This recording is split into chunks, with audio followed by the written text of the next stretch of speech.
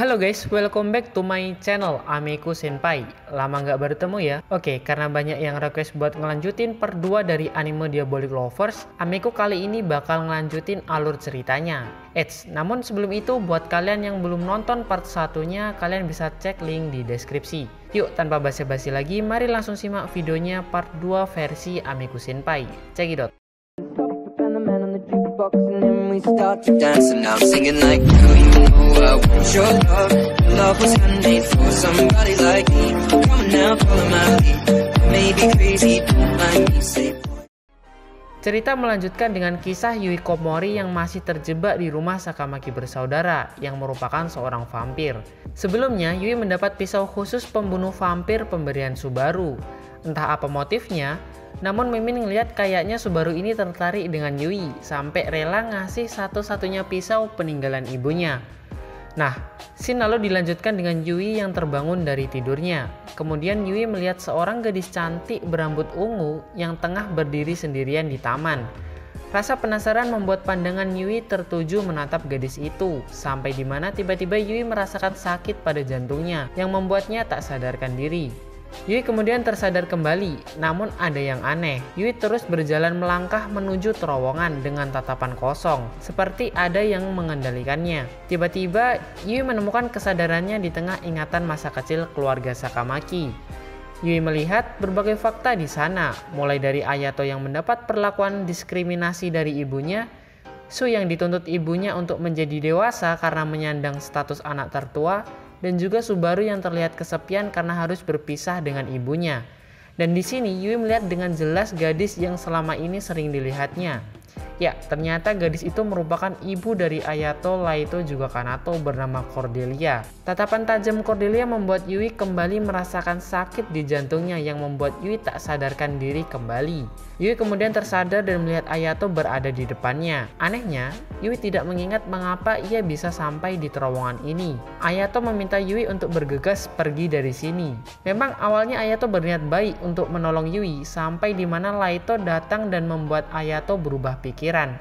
Dan tentu saja tanpa ragu-ragu Ayato berkali-kali melakukan hal itu kepada Yui. Meski saat itu Laito berada di sana. Namun tiba-tiba suara detak jantung Yui mengejutkan Ayato yang membuatnya merasa aneh. Lantas kemudian Ayato pergi. Laito yang tidak mengetahuinya hanya terus menikmati darah Yui dan seperti biasa Yui hanya terdiam pasrah. Yui yang semakin penasaran dengan sosok Cordelia memberanikan diri untuk bertanya langsung kepada Ayato, Laito, juga Kanato. Mereka bertiga pun mengungkap semua kebenaran tentang ibunya itu, termasuk fakta paling mengejutkan di mana pembunuh Cordelia tidak lain merupakan mereka bertiga. Bahkan Kanato membakar tubuh Cordelia yang telah terjatuh dari lantai atas berkat siksaan Ayato dan juga Laito. Sebentar, ini kesannya kok kayak film psikopat gitu ya? Oke, mendengar cerita itu Yui lantas berlari ke ketakutan menjauhi mereka bertiga. Di saat Yui merasa putus asa, Yui ini melihat Subaru. Suasana yang hening membuat Yui ingin memeluknya. Namun Subaru menolak. Subaru justru mengecam tindakan Yui yang menyia-nyiakan kesempatannya untuk bisa kabur dari sini. Tak diduga, Subaru tiba-tiba menarik tangan Yui kemudian memeluknya. Nah, meski merasa benci, namun tidak dapat dipungkiri bahwa dia juga merupakan seorang vampir yang harus meminum darah manusia. Subaru menggigit leher Yui kemudian menghisap darahnya. Rasa yang begitu lezat membuatnya tidak bisa berhenti. Bahkan, Subaru menghisapnya berulang kali dan terus saja membenamkan taringnya di leher Yui. Nah, inilah mengapa kalian jangan sampai mencoba-coba suatu hal yang menurut kalian tidak patut untuk dicoba, karena bakalan buat ketagihan. Dan terungkap motif Subaru memberikan pisaunya kepada Yui agar Yui bisa menusukkannya pada Subaru itu sendiri atau mengakhiri hidupnya.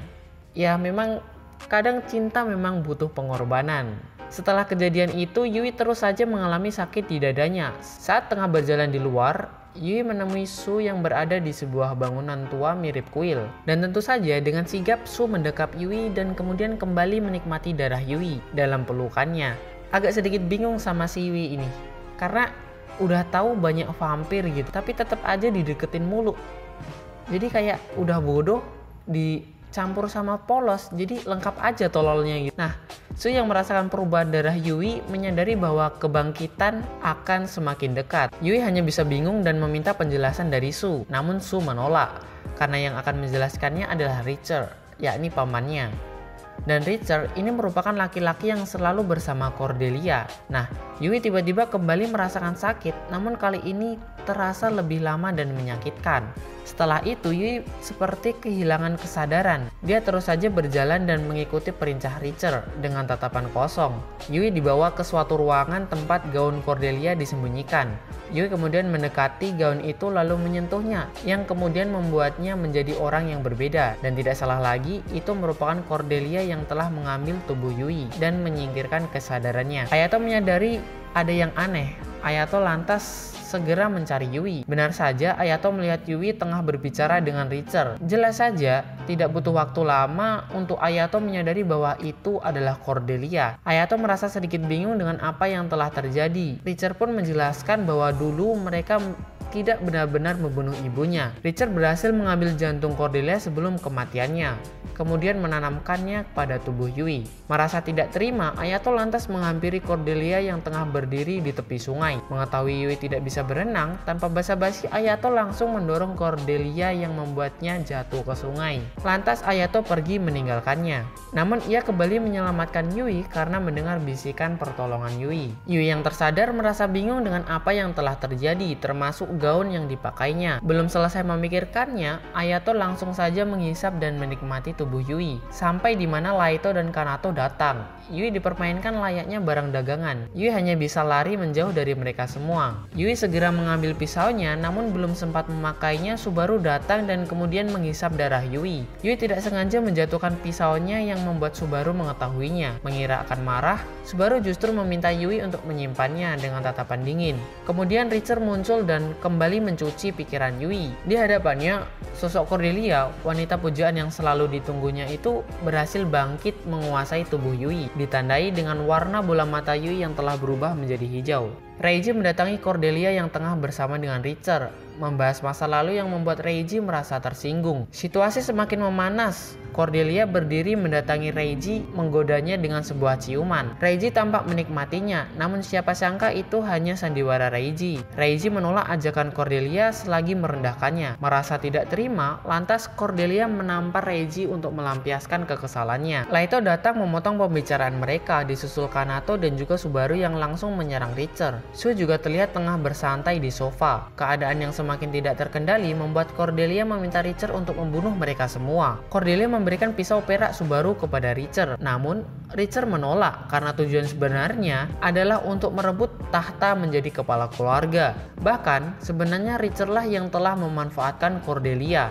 Di saat ingin menghisap darah Yui, Ayato tiba-tiba kemudian menghentikan Richard. Richard menghunus salah satu pedang yang berada di dekatnya, kemudian menyerang Ayato. Ayato juga menerima pedang pemberian Laito. Pertarungan pun tak terhindarkan. Namun pada akhirnya Ayato terdesak dan terkena tusukan pada bahu kirinya. Richard yang melihat Ayato tidak berdaya, bergegas segera mengakhirinya. Namun tiba-tiba Yui mendapatkan kesadarannya kembali. Yui kemudian berlari mengambil pisau Subaru. Nah, hal yang tidak disangka pun terjadi. Yui menusuk dirinya sendiri tepat di jantungnya yang membuat mereka semua heran. Terlebih Ayato. Ayato hanya bisa terdiam melihat keputusan Yui. Ayato segera menangkap tubuh Yui yang terjatuh. Richard yang merasa tidak terima kemudian menyerang Ayato, namun berakhir dengan tusukan di perutnya yang membuatnya terluka cukup parah.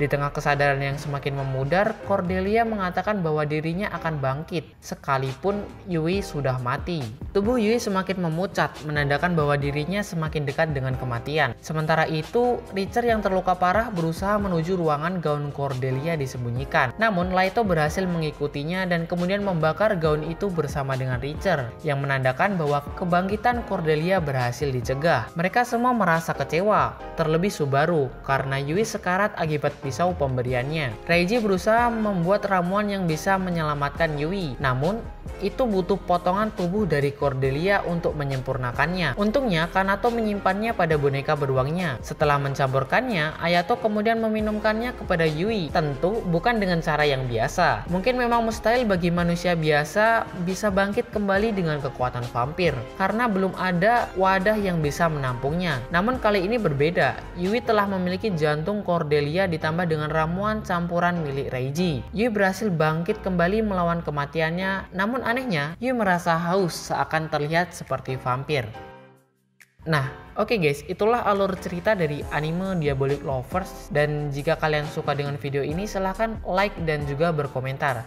Anime Diabolik Lovers ini memiliki season keduanya. Nah, dan jika kalian ingin Mimin ngelanjutin alur ceritanya, boleh request di bawah ini. Boleh request dengan berkomentar. Oke, jangan lupa subscribe untuk mengetahui update-update terbaru di channel ini, tentunya seputar anime. Terima kasih telah menonton, thanks for watching and bye-bye. See you next time.